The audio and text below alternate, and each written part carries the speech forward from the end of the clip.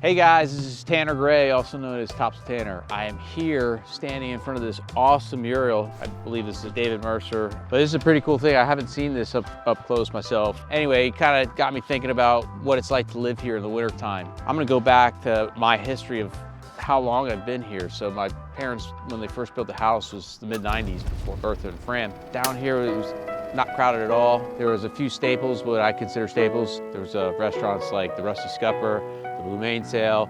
People talk about the water slides that were a few blocks away. By the way, we are close to the center of Surf City. There were also water slides in Sneed's Ferry. They had bumper boats as well. There was an arcade on the Scotch Bonnet Pier, I believe was the name of that one. Like I said, it's kind of hazy because it was my middle teenage years, younger teenage years, but it was a nice time here. It was a very different atmosphere. The number of people here in the wintertime kind of really changed when I moved full-time down here in 2004 of April. At that time, every business would close. I mean, everything would shut down besides Food Line. So that was the only place where you could go off the island and get food. If you needed anything else, you had to go all the way to Wilmington or Jacksonville. Back when I moved here, I think I've said this a bunch, but I'd go outside in January and I wouldn't see another car for a month, like the entire month. And we got a picture of it, but I lived in the center of Surf City in the 400 block of North Topsail Drive. And so I was able to walk here in the summertime. It was great, but the winter was very peaceful as far as what you did. You really I fished and I surfed. That was about it. And made my money in the summertime, which was nice, allowed me to live here year round. Obviously today, we're gonna fast forward to today. If you can imagine, guys, the things we talked about, nothing being open. In 2004, things started to progress and be open a little bit more. That first real big thing we got was Harris Teeter. I remember everybody was so excited to get to Harris Teeter here.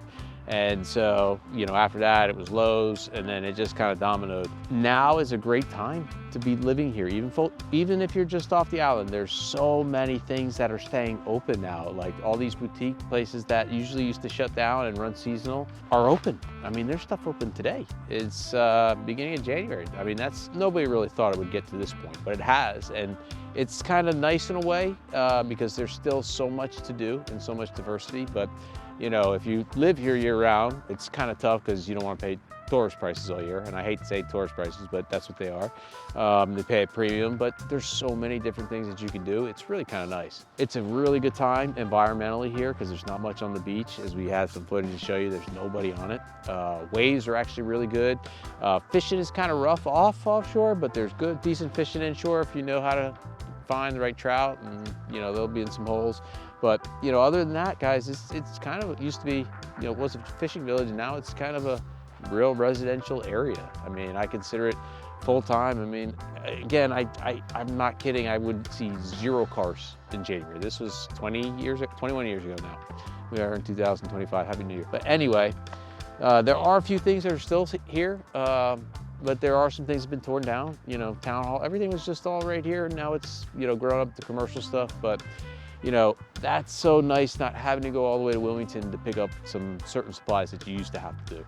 Which, by the way, I hate the drive into Wilmington now because now we're getting too bottlenecked and crowded. The bypass will help with that, but it is what it is. But you still, any major medical and stuff like that, you still will have to go to a major town. But still, you can stay on the island now and not really have to go anywhere year round and have a lot of choices to do a lot of different things. Whether that you're into eating food or going to these shops, they're all still open. And I was surprised to see how many were open today. And we've got lots of footage to show you about those stores.